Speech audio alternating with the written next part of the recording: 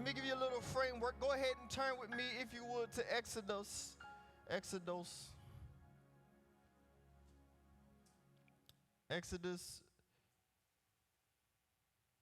chapter 3. I'm going to read 3 verses into your hearing. I'm going to work throughout the chapter, but I'm going to read these 3 in your hearing. So Exodus chapter 3, verse 9 through 10.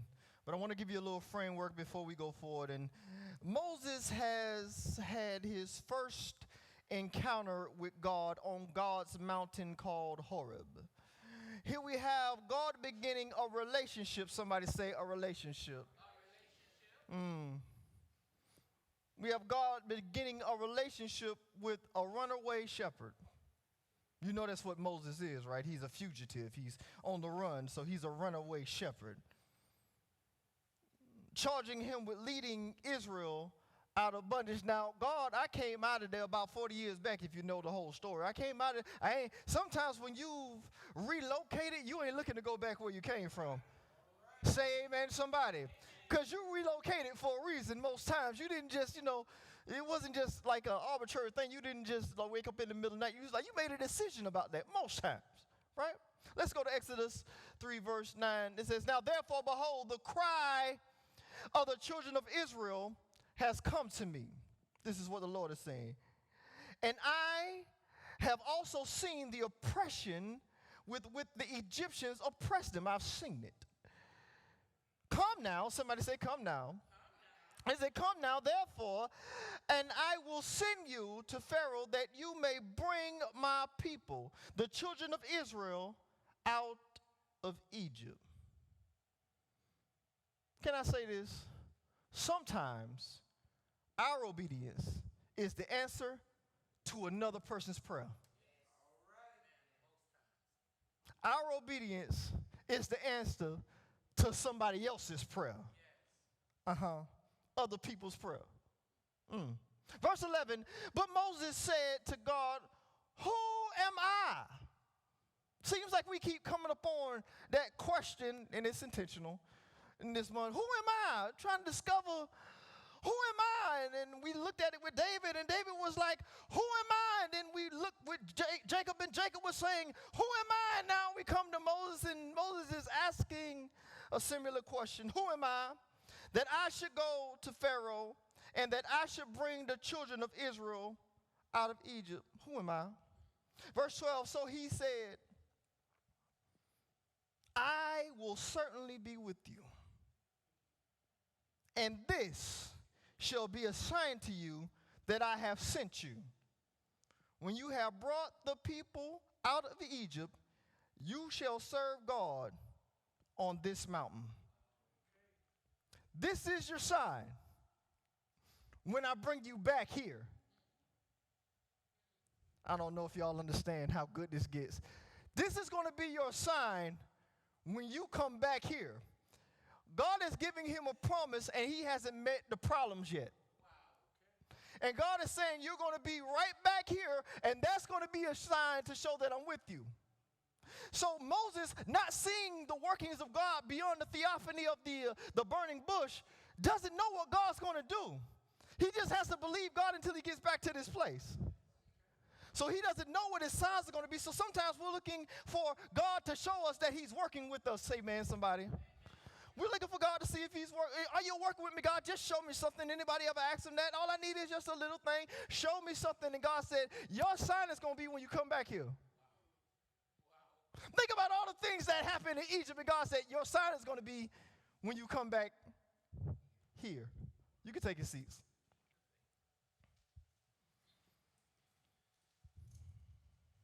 I want to lead with this because we're going to build this in layers as we are prone to do. But I want to lead with this, that relationship is built on responsiveness. Now, I need you to listen with both of your ears, your natural and your spiritual. Are you listening? Relationship is built on responsiveness. Can I break it down? I believe I will. Every relationship builds from a point of attraction, attention, and acceptance. Now, attraction through sensory gateways, sight, smell, sound, etc. In this case, it's the burning bush. So what has attracted Moses to come and even see what this is, there was a burning bush, and by the time he got into good proximity of it, he realizes that though the bush is burning, it's not burning out. It's not burning up. It's just burning. And that would catch my attention. I know if I saw something burning, but it wasn't burning out, it wasn't burning up, I might have to go over there and check out. I have to investigate it. So he saw the fire, and the fire is what drew him. I hope y'all listening for real. He saw the fire. In other words, he saw God was hot. So he saw the fire. Y'all will catch it. He saw the fire, and that's what attracted him. That's what Moses did. So Moses comes over there to he came to the fire, but that wasn't enough to keep him there. How many know that you've been attracted to a whole lot of things, people included, but they didn't hold your attention? Sometimes you see something or someone that's attractive, but they can't hold your attention because the minute that they open their mouth, all of a sudden the flame goes out. All of a sudden that hotness goes away like, oh, you were so pretty until you start talking. You were so handsome until you opened your mouth. If you could have just stayed quiet, boo-boo. Ooh, we might have been we might have had to do sign language or something, but the minute you start talking, stuff just went sideways. Anybody know what I'm talking about? I'm glad it didn't go sideways for Moses. Somebody say amen. And so something has to keep. So what is attention? What is attention? Attention is a measure of sustaining interest. A measure of sustaining interest in this case is communication and commission. Somebody say communication and commission. This is how God deals with us. He talks to us, and then he tells us his will. He communicates, and then he gives a commission, like right off the bat. And quiet as it's kept, this is how all relationships work. Because if they don't give you somewhere to go, then y'all ain't going nowhere. Anybody ever had a first date and you said 5 minutes into it, 10 minutes into it, at the end of it, this ain't going nowhere? Come on, somebody. You was having a conversation, they was talking, but you was just waiting for it to end. You was trying to be polite because somebody raised you good. So you weren't trying to hurt nobody's feelings? You can't say nothing that they said, are you?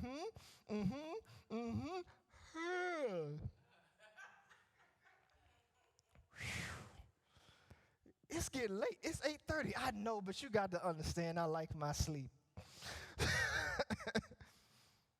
But if they don't hold your attention, how are you going to go any further? And so you got attraction, you got attention. Something's got to hold your attention. And then there's acceptance. Now here's the key. Acceptance is consent to continue any further. Let me say that one more time. Acceptance is consent to continue any further. Doesn't matter whether it's been 2 minutes, 2 years, 20 years. Acceptance is consent to continue any further. Am I talking to anybody in here? The only reason that you was in that messed up relationship for as long as you was because you consented to continue. Once they no longer had your consent, you were no longer in that relationship, point blank, period. This is the same way it works in the spirit realm. We only are going to be in relationship with Yahweh as long as we give him our wait a minute. Do you consent to the commission? Are you accepting of the parameters that God has given to you? Because we automatically, similar to Moses, start looking at our deficiencies instead of his demands.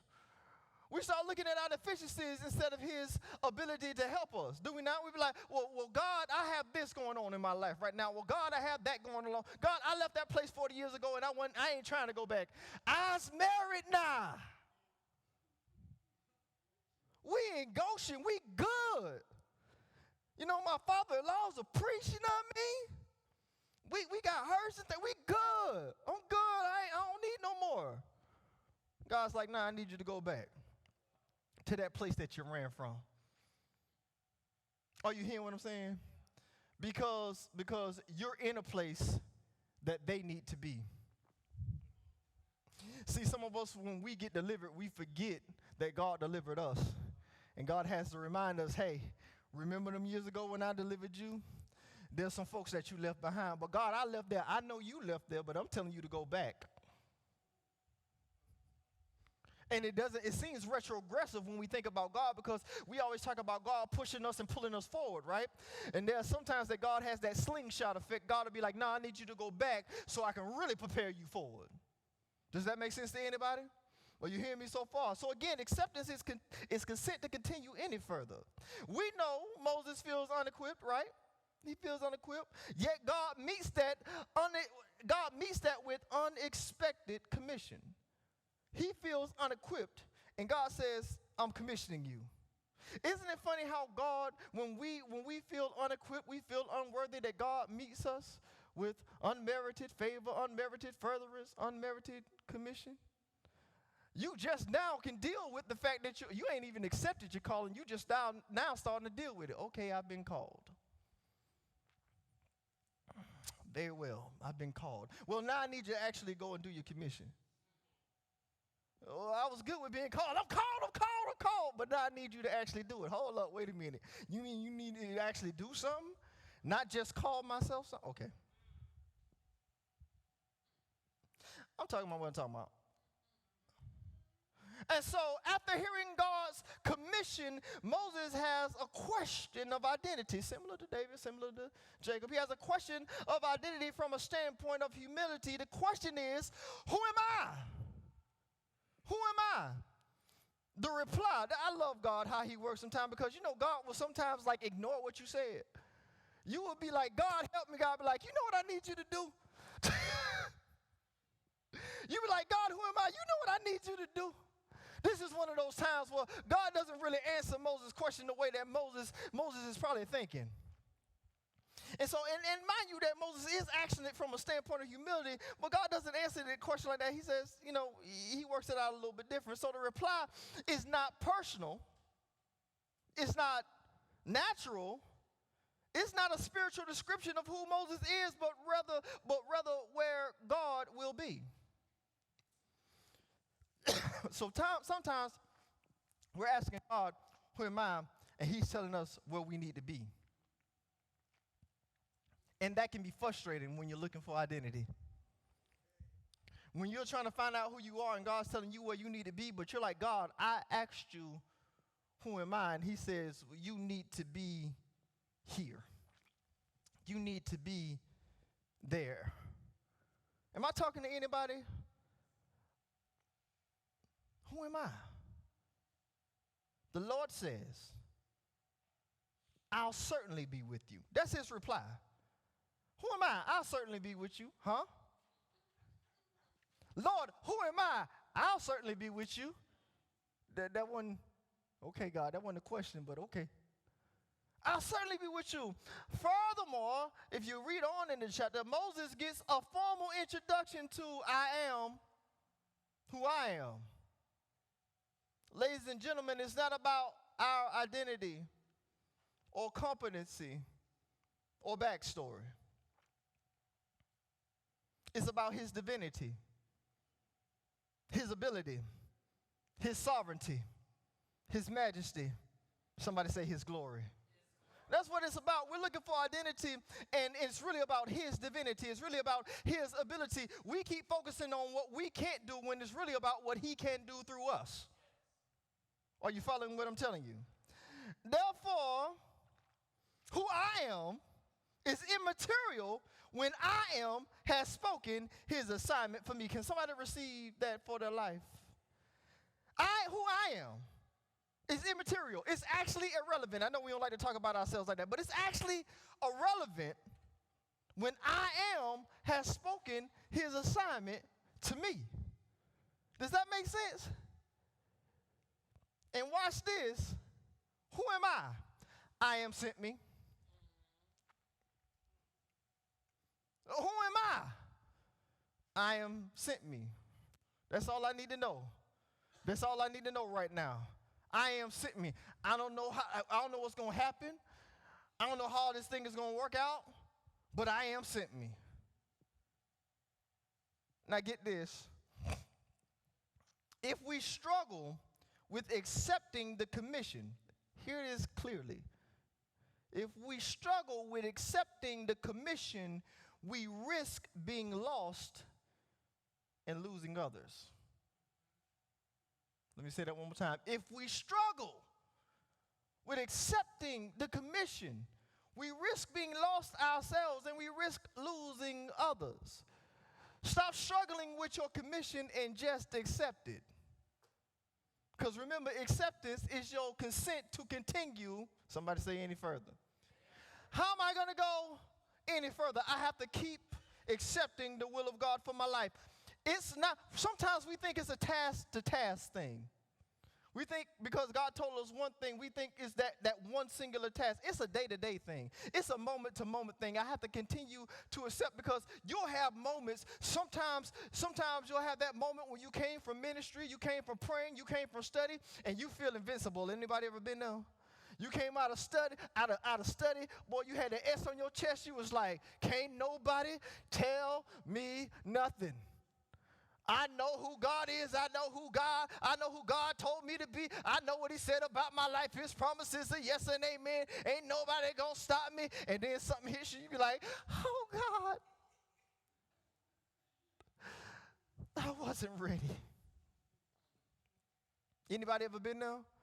I mean, it seems like the moment that you feel strong in God is when you get hit with that, you get sucker punched. Anybody ever been sucker punched before? You came out feeling strong. You thought you had run that route, and then all of a sudden you got sucker punched. Like, where did that come from? I didn't see it coming. And you still must continue. You still got to continue. And this is what the Lord is talking and saying to us. We got to continue. Say, I got to continue.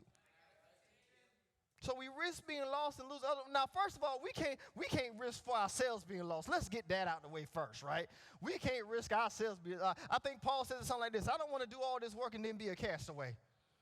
Right? I don't want to do all this and then be a castaway. So let's make sure that we take care of home first. But also, God doesn't commission us just to be on an island. Do you get that? And even if he does put you on an island, you're going to be writing Revelation for other people. See how I did that? So God does not commission you to be on an island by yourself. You can run to the cave all you want to. What he going to tell you to do? Go back where you came from and do what I told you to do. Do you get what I'm saying? The Lord says, come now. Accept the assignment. Don't fret about who you were. You got to let that past go. You know, again, thoughts are going to come, memories are going to come that you don't want to, but they don't have a rightful claim to residency. Do y'all remember that? Thoughts come, but they don't have any rightful claim to residency. Please receive that. They don't have, you can cast them out. You can evict them. Say, yes, I can. Sometimes you got to tell them crazy thoughts, get out. Yes, vocally, out loud, so everybody can see you and think that you have crazy. Get out. For real. Don't fret about who you were.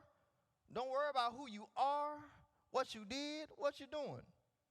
Who am I? It doesn't matter. I am sent me. Joe, who are you? It doesn't matter. I am sent me. Well, what are you supposed to be? It doesn't matter.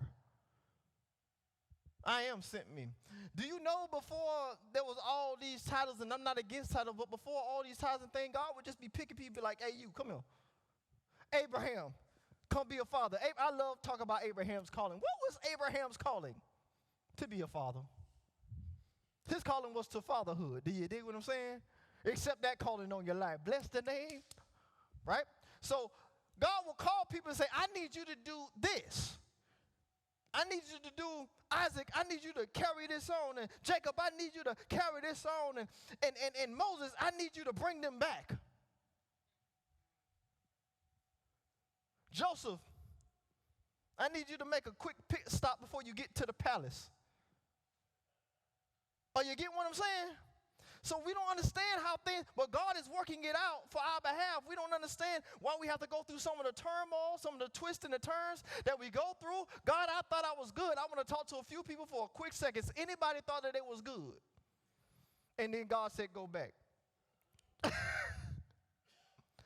I'm good. Life is good. I'm enjoying myself. Eyes married now. Got cheering and things. Got a nice little spread over here. Midian, Goshen, good, right? It's nice. And Midian is good. And God was like, well, I need you to go back to Egypt. What? You need me to do what? You know I'm wanted there. No, y'all didn't hear what I said. You know I'm wanted there, and the Lord's like, yep.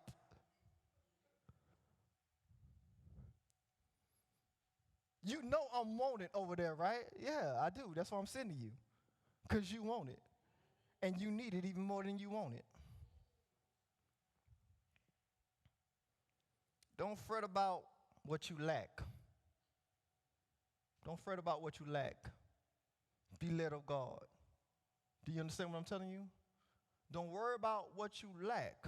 Be led of God and become the lead. The Lord says, I'll certainly be with you. I want to give you this thought to rest on here. From lack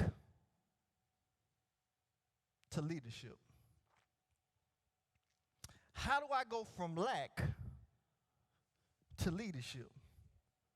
How do I go from this place where I feel like I'm unequipped, I'm unimportant, I'm overwhelmed? God, how are you going to work through me? I would that we would really hear when God is speaking to us. There was a word that we gave at the beginning of the season that still connects with this one. Y'all thought I was off, and I'm not. We right there. We done came back to the same point. Right before chapter 4, when the Lord said to Moses, I will be with your mouth.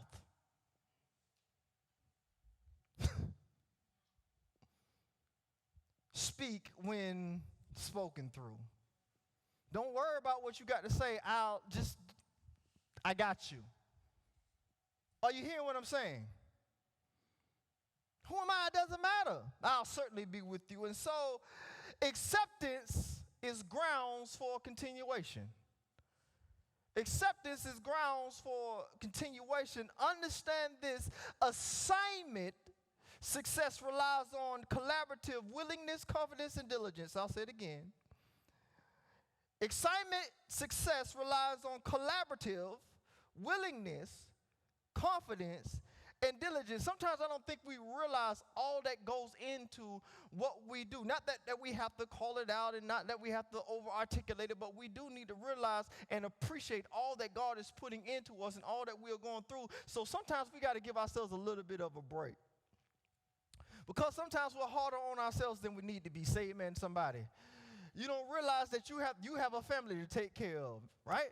You got yourself to take care of. You got bills to take care of. And then some of us have family responsibilities to take care of. And on top of taking care of all those responsibilities, God is still saying, no, I need you to do my will. So how is it that I feel overwhelmed just maintaining my natural life?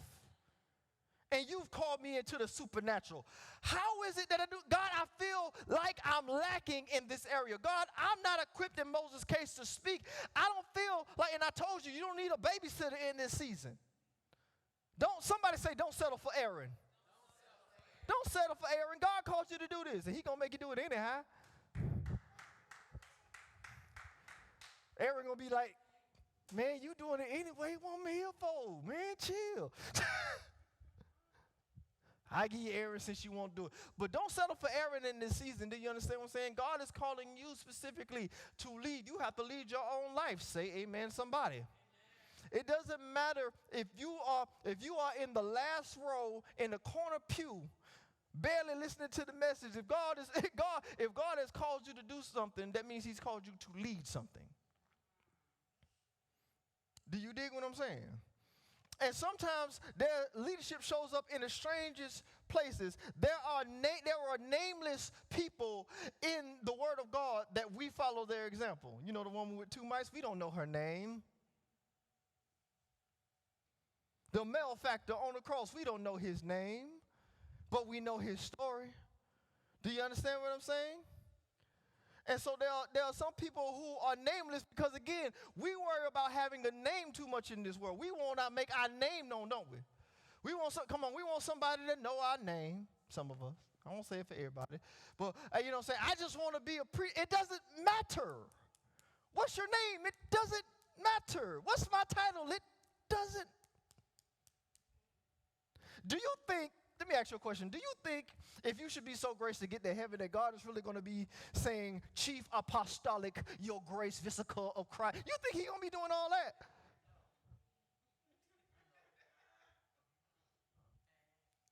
I told you, if he just say jump, I'm jumping the line. You dig what I'm saying? He say jump.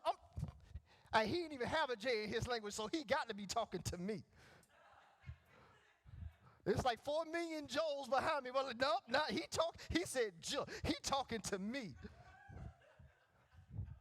Back up.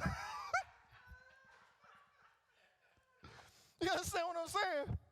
So if he knows my name, that's it. He knows my name. It doesn't matter if the world knows it, as long as he gonna change it anyway. That makes sense? So again, since God is going to change my name, I believe that.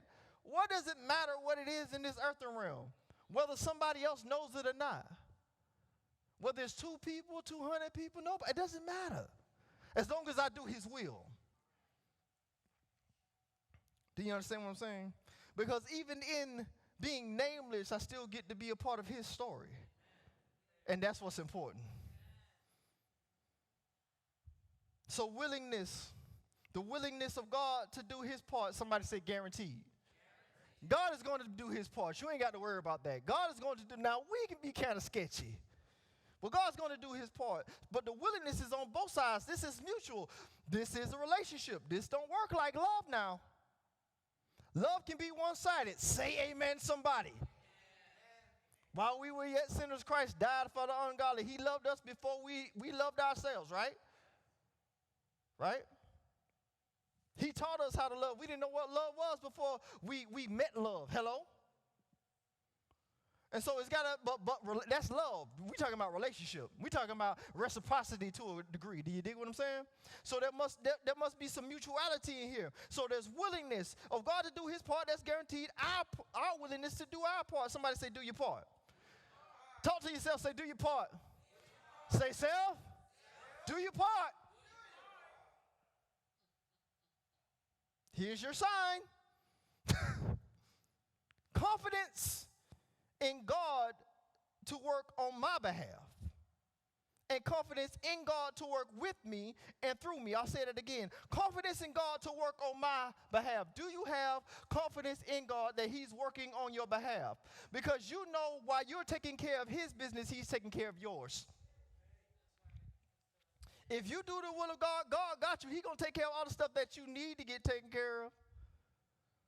Do you understand?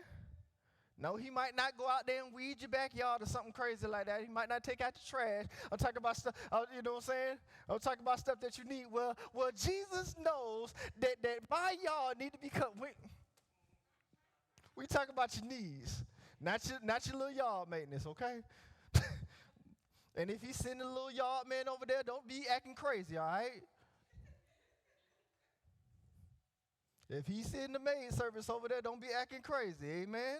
Let me get back to what I'm talking about. So confidence in God to work on my behalf and confidence in God to work with me and through me. Do you have it? Last thing it does is diligence. Somebody say diligence. Now, diligence from God to do what he said. Diligence from God to do what he said that he would do. Somebody say guaranteed. And then diligence from us to do what thus says the Lord. So we can't just be willing to do the word of God. Willingness is cute. Willingness is real cute. Confidence is real cute. But they all need to go together. You need to take that willingness and add it to your confidence and actually follow through and to your diligence to make sure that it's done. Everybody follow what I'm saying? So you need all of them. I need to be willing to do it because, again, it's not acceptable if I'm not willing. It's not acceptable if I'm not willing. And I got to have confidence, not in myself, but that God's going to work through me. God's going to work on my behalf. He's going to work with me, and he's going to work through me. And then I need to have enough diligence to see it through. Somebody say, see it through. I know this is a difficult year, but we still got to see it through.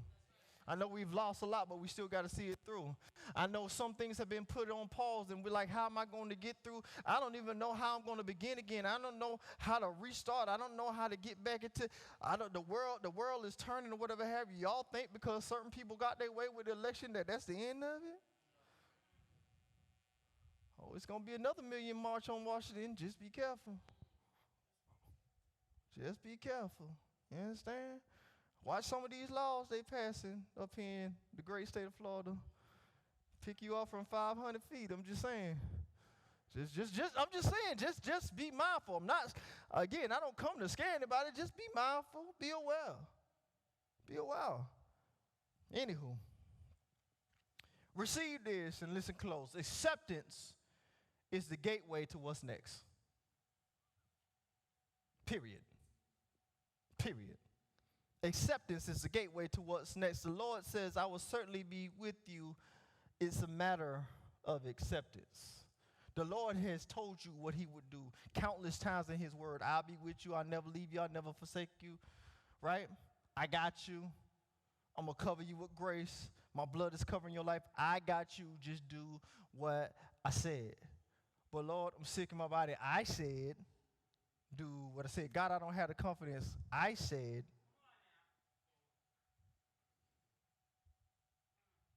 but there's this thorn in my side. I said. And so we keep worrying about our condition instead of his commission. We get to thinking about what we got going on instead of what he said. And we need to be ever so focused on what he said and just do that, and God will sustain us. Anybody in here serve a God who sustains them?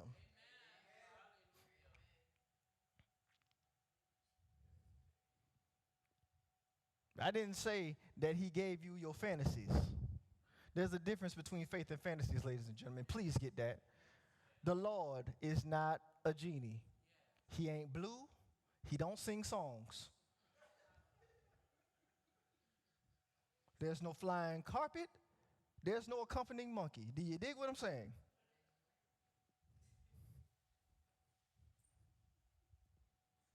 We do not rub on lamps. We pray. We don't wish, we pray. Amen? The Lord is not a Disney character. His voice does not sound like Robin Williams or Will Smith. I'm just here to tell you, just so that we're clear. Just so you're clear, okay? But you ain't never had a friend like him. Anywho.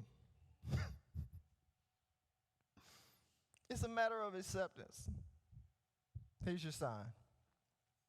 When you brought Israel out of Egypt, you'll serve God on this mountain. Can I say this? God is like, show them where we met. I don't know if you heard me yet. God is saying, show them where we met, because there are people, you're looking at other people saying, how can I get to where they are? There are people looking at you saying, how do I get to where you are? We're so busy envying somebody else's position that we're not playing ours. Do you get what I'm saying? And I thought of something this morning, just in my thoughts or whatever have you. Do you know that if you sit courtside, that you're just overpaying to be a spectator?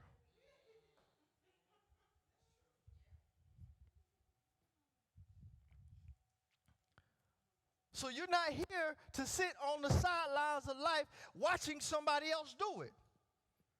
Do you dig what I'm saying? Because the Lord has called for you to do something. Yes, we need to be taught. Yes, we need to be discipled. Yes, we need to be preached. Yes, we need to be prayed over. Yes, we need friends. But God has called for you to do something. Well, all I have is my little prayer group. Don't call that thing, don't despise small beginnings. Don't do that. Well, all I can do is play keys. I can't. Well, all I do is greet people at the door. Hold on, wait a minute, stop. You got to understand something. Your position is so important right now, because if your attitude messed up, it's people going to be like, well, no, I ain't going to.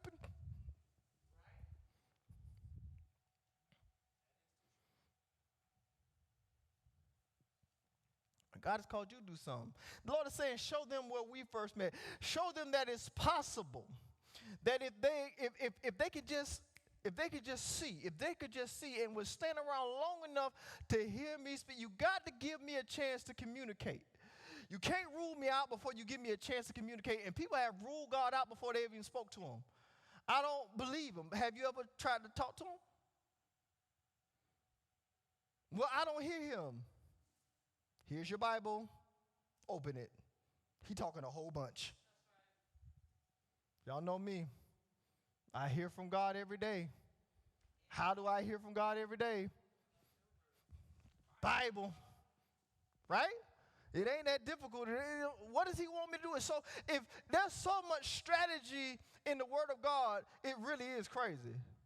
And here's the thing, that people actually pick from the Bible to run strategies. Now, they don't believe God, but they know good strategy when they see it. Reaping and sowing and stuff like that, investment or whatever have you. When you read about the 10 talents, people be equating that stuff to gift, like spiritual gifts. No. He's talking about money. The Lord is teaching you how to invest. Okay.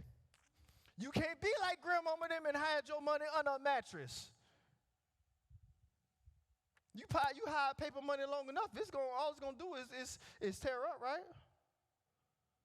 It's gonna tear in the tatters. Gonna get ate up by the bugs. Right? Come worthless, you can't even see what it was because you buried it. Now I'm gonna save my money. Keep my little money. I ain't giving no offering. Okay, fine. I don't have to give tithes. That's Old Testament. Okay, fine. Do what you want to. Do what you want to. It shouldn't have to cost all that for me to go to that class. Okay, so how in the world you think you're supposed to get anyway? You don't want to pay for nothing. You don't want to invest in yourself. Okay, let's put this to the side. Let's put this to the side for a minute. Do you want to invest in yourself? Quick side note, I'm sorry, it's bugging me. Do y'all know there's people right now talking about reparations? Here's the crazy thing. And folks ain't going to like me about this one. I don't care. I ain't scared of every one of y'all. Look, the country should do it because half of these ignorant people around here are going to give it right back to them. Yeah. They ought to do it. That money will flip so fast. All kind of dumb stuff. Nike will sell out. You will not be able to find a pair of Jordans. You understand me? I'm saying what I'm saying. Fendi, Prada, all that stuff. They're going to be purses and boots and clothes galore, chains and rims on a car that depreciated the minute that you drove it off the lot by $4 to $5 grand. Go ahead. Bet you if I get it, I'm going to flip it. Bet you I get it if I'll flip it. You understand what I'm telling you? So don't be sitting up here, what are you going to do with it? Are you going to invest it? All right, I'm back up. Let me get all that tangent real quick. I'm just talking about what I'm talking about. But the Lord is saying to Moses, I don't know how I got there, but I just did. But the Lord is saying, bring them back to where we met. I want you to bring them back here. Show them how far I brought you. Some of them know. Hey, ain't that the runaway shepherd? Ain't that the fugitive? Ain't that the one that was trying to tell us what to do?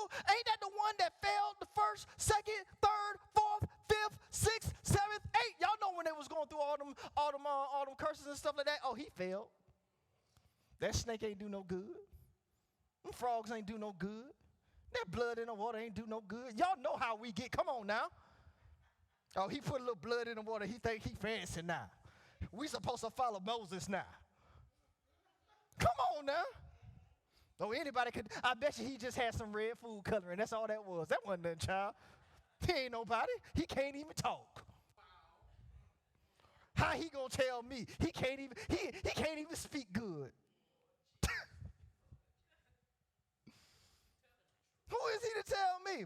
This man failed, seemingly to some, might have failed 9 times. Because nothing happened, did it? Nothing happened. Cattle died, so they came. Well, we still here. Frogs came, we still here. Hell came. All hell literally broke loose, and we still here. Can I talk to anybody? All hell broke loose, and we still right here. I hear you, preacher. You keep saying God gonna move. What he done lately? Oh, come on now. You know how we get. What has he done? What has he done for us? Come on, my people. If he loved us so much, why he let us be over here? Why he let us live like this? Because there came a Pharaoh that didn't know Joseph? Okay. Oh, because you so intelligent that you won't help your people get out. Oh, I forgot you're still stuck. Anyway, you woke sleep. I don't get that. It's like some of these so-called woke folks be the most angry people on planet Earth. Like, why you so mad? I mean, when I wake up, I don't be that angry. When I wake up, I be happy because I'm like, the Lord let me see another day. Thank you. Anyway, bring them back to where we met. Show them that it's possible. Show them that it's possible. Even with all your limitations, he's still Lord. The Lord saying maybe they'll be attracted. Perhaps I'll get their attention. Maybe they'll accept me wholeheartedly. Maybe they'll accept my assignment for their life. You know that's what the Lord was doing. The Lord was trying to have a meeting with all of Israel. He's like, look, I want Israel. I want all of Israel to meet me because Abraham met me. Jacob met me. Isaac met me.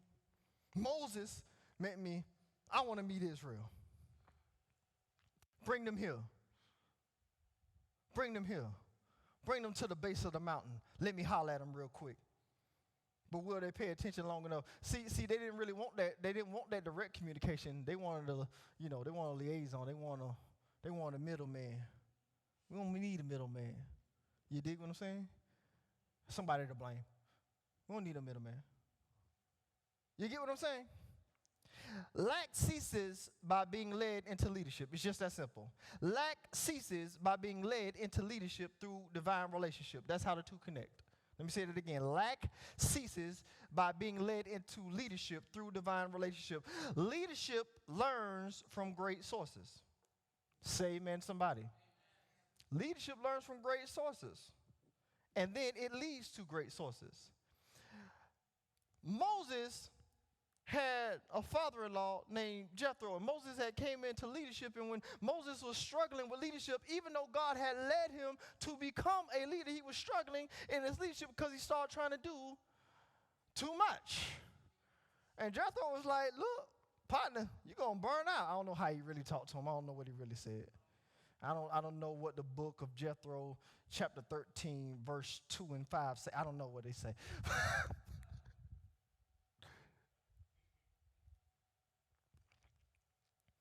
But Jethro was saying, Moses, you're going to overwork yourself trying to deal with everything. Look, why don't you assign you some elders or something that can help you out? You don't have to handle everything.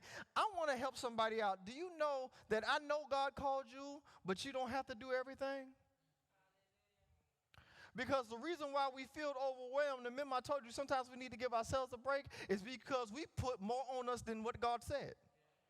God said, I need you to lead Israel. He didn't say you had to do it by yourself. He didn't say you couldn't get no help. I just need you to be in the lead position. Learn how to delegate. Yeshua delegates. He has disciples. Y'all go 2 by 2 into all these cities. When he gave the Great Commission, what was he doing? Delegating. It's not that he can't do it. It's just that he knows that there's a better way. I got somewhere else to go. I've got to go back. That's what Yeshua said, right? I've got to go back home. It's a place that Daddy's prepared enough for y'all. And when I come back, I'm going to bring y'all back again. Anywho, I don't know if I'm doing this thing right. Deuteronomy 18:15. I just want to show you this, and then I'm out your way. Deuteronomy, I said leadership learns from great sources and leads to great sources. Deuteronomy 18:15. Moses would tell Israel, the Lord your God will raise up for you a prophet like me from your midst. From your brethren, him you shall hear. Most theologians agree that he is indeed prophesying of Yeshua. So leadership learns from great sources. He's learning from God himself. And he leads to great sources, which is God himself. So no matter how powerful or no matter how great that you become in leadership, you should always lead them. I'm talking to saved folk now. I'm talking to folks that's called into ministry now. It doesn't matter how great of a leader that you become. You always remember where your source is. You learned and are learning from the greatest source, and you lead to the greatest source. So even though he led them out of Egypt land, he led them to the Father. Bring them back to God so that they can go from lack. Okay. The reach of our witness relies on the responsiveness of our relationship. The reach of our witness relies on the responsiveness of our relationship. How responsive are we in relationship to Yahweh? How responsive are you? Is there always is it an immediate response or is it a delayed reaction? Is it a wait? I'm not equipped yet. Is it a I don't have is it are you still stuck in lack? Not realizing who you connect, that God can supply all your need according to his riches and glory. Don't fret about what you lack. Be led of God and become the leader. It's really that simple. How do I get into this relationship? I get into this relationship by realizing that there's something that's drawing my attention. Before we start calling him Lord God, we would say something. The old saints say something got a hold of me, right? Something got my attention. Maybe today a word got your attention. A situation got your attention. But will it keep your attention long enough? Because it can't just be about hotness, and I'm talking about relationships on both sides. It can't just be about that. It's got to be something that sustains you. It can't be something that just draws your eye gates. It's something that must sustain your interest long enough for you to stay there and see what's being said. And then we've got to continue to accept this to go any further. So you have, whether you are saved or unsaved, you're really in a similar position in this regard. Will you accept to go any further? It's a struggle right now. It's difficult right now. Don't let your conditions ruin your commission. Y'all got that? Get a Lord praise all over this place.